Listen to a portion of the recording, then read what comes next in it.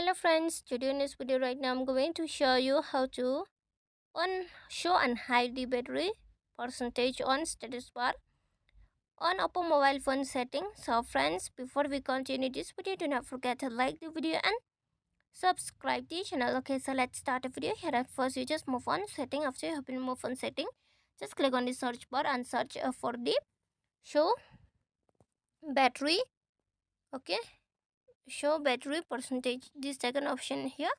Move on it. When you move on it, here on the down is the show battery percentage on status bar. So you can see this is the battery percentage and it has been shown on the status, battery on status bar. And if you want to hide, just click on this icon and it has been hide. Okay, and if you want to on, see it has been showing the battery percentage. You can do that. Okay, so this is the optimized night charging. It means that it will reduce your battery aging. Your device learns from your daily charging routine, so it can control the charging speed at night and avoid overcharging.